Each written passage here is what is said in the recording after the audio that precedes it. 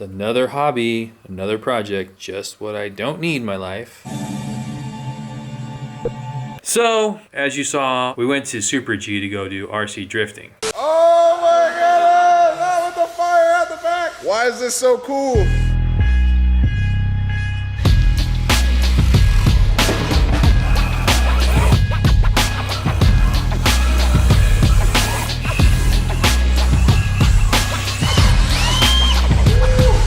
I knew exactly what was going to happen. This happens every time I get back into a hobby. Everyone says we're going to do it, and then I went ahead and jumped in and got some equipment for it. To be honest, I've been in RC cars way back when, even back to Tamiya days, so like that's in the early 80s. And about, I think, 7 years ago, I got into 50/50 RC drifting and decided to stop and just go back into regular cars. But when we went to Super G, I caught the bug again, got super excited, so went ahead and picked up another chassis. This is it.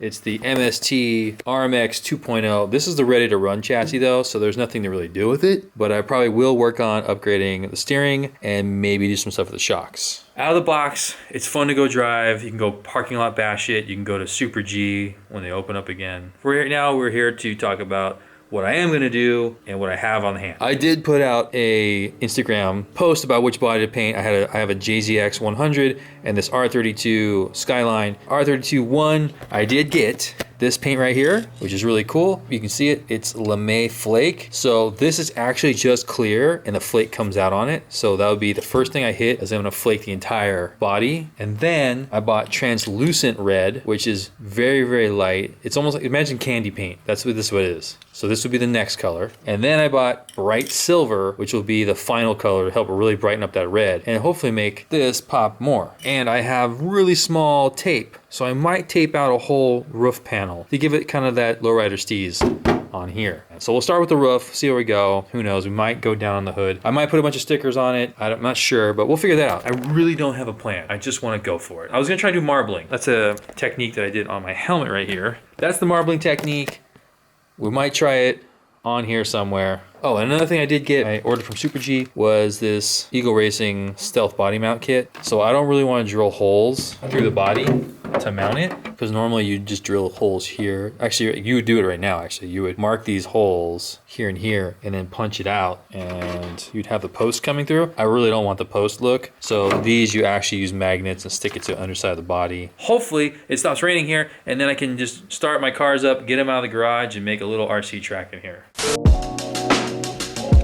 I got a guest right now. I got Penelope with the camera. I'm still in my pajamas. Yeah, dude. I'm wearing shoes. You're wearing shoes with your pajamas? Yeah, without socks on. Oh, stinky feet. I don't know how. Yeah, stinky feet. Well, here we go. We got the first wheel well cut out with my partners here. Go back in with some sandpaper to help clean up this edge. Got the microphone, but just came today. That's for live streaming. This is Grandma right here. This is Grandma right here. She does it. She does it very carefully. She's like, okay, line it up. Ah, got it. I remember the first time I got grip tape for my skateboard. She cut it so perfect. She made a template. She made like grip tape so perfect for my Mark Gonzalez board that it was like a 1/4 inch away from the edge of the board. She didn't run over like you normally do, where you just put tape down and you run a screwdriver over it to cut it off and you just trim it. No, she made it perfect. That was awesome. Wait, you can make skateboards? No, she put the grip tape on it like perfect. Oh, I can't even put a sticker on perfect.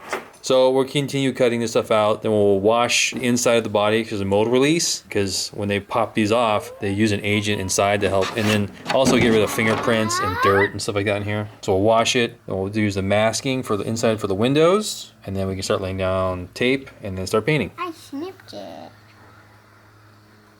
Okay.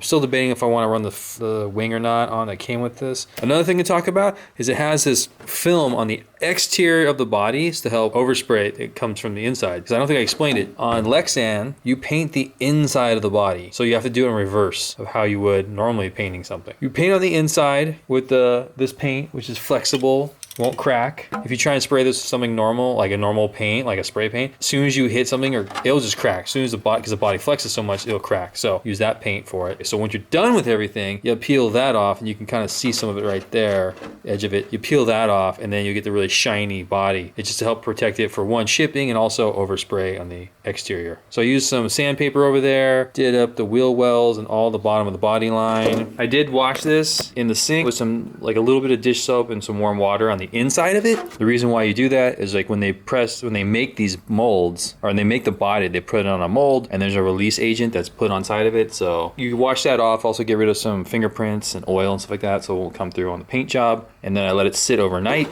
Oh, okay. Where's my tape at? We're gonna use this tape right here. We might get into, this is an 1/8 inch, I think. Yeah. So we'll try these. And we'll use this to mask out the roof. I want to do a roof panel. If it goes well, then we might try and do some more stuff. But right now, let's focus on the roof and get it going. Before I start taping out the roof, I should probably put in the window masks. That'll help cut down on fingerprints. I won't worry about smudging things.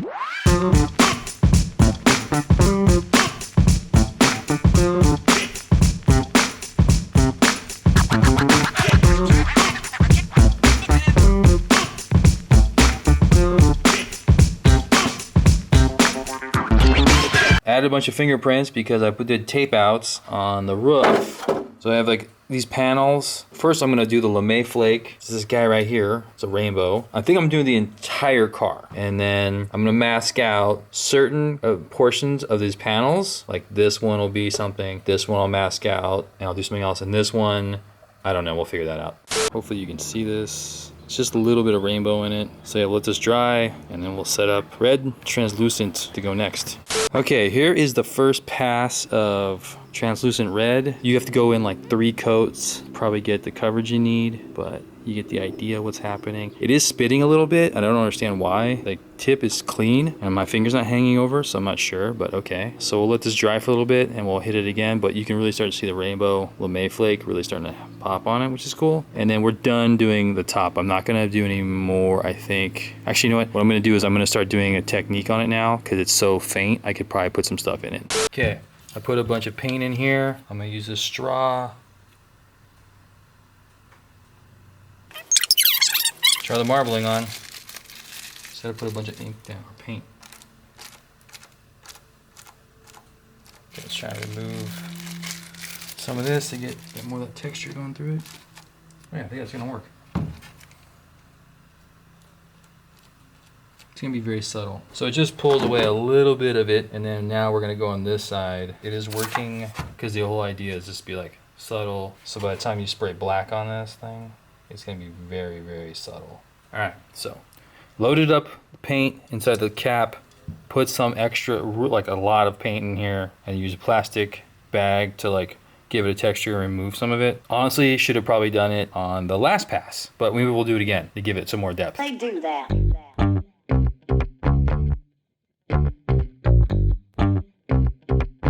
There you go. You can see it dancing right now in the sun. And then we're gonna spray one more pass of red, and then we're gonna take out all the tape, and then we're gonna spray the silver underneath it. I went again over it. I'm probably gonna start taking it off a little bit more. This is gonna be real subtle. All this stuff's gonna be really subtle. It's looking good. Color looks good. When you put the silver behind it, really brighten it up. We're gonna put bright silver underneath it, and then black. So this will really start to get crazy, but I'm really happy with the flake. Looks good. We're gonna start pulling the tape up right now very carefully, and hopefully nothing falls off.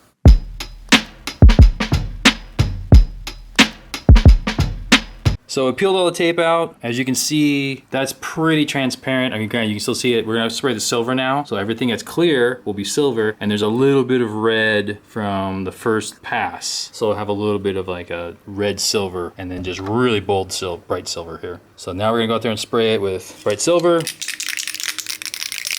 and we'll let it dry and we'll come back. I think it'll be like 2 coats of silver. We'll see. Okay, first coat of silver is on. So you can really see the silver here. And you flip it on this side, you can start to really see it doing its thing. So you got the lame flake on there doing its thing, and then you got the bright silver behind it coming through, so it gives it a little more depth. I'll do one more pass on it. We got a little boo-boo right there. Yeah, we'll do one more pass of silver, and then we'll spray black.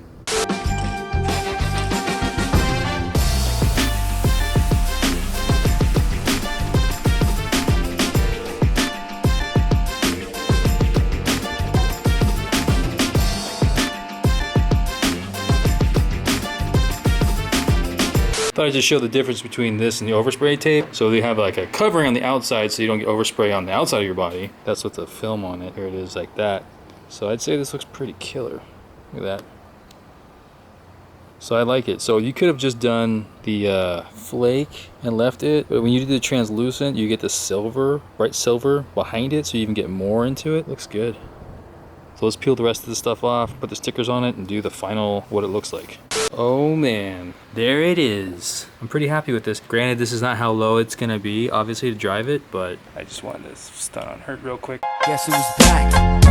Gotta put the body mounts in it still. It'll be a little bit higher than this.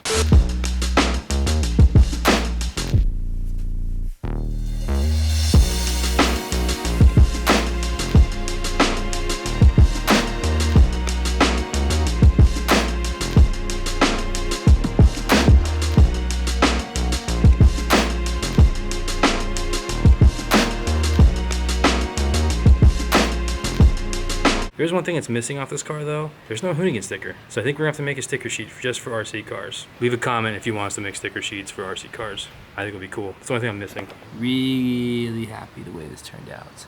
Hopefully you guys can see what I'm seeing. So there you go. Painted my first RC body in I think 3.5 decades. That's the last time I painted an RC body. It was my Tamiya Hornet, the OG Hornet, when I made it from a Grasshopper to a Hornet. That's like probably the last body I painted. Nope, sorry, scratch that. It was the Frog right after that. That's the last body I painted. So it's been a while, but fun. These are great. I want to paint more. I definitely want to get an old school American car to paint and do some stuff with that. But this is what I had. I think I had fun with it. There you go, RC cars. Dude, I just had to go back and look at it again. Look at the green popping off in that. Look at it. Look at it, it looks so good. Man, just had to go look at it again.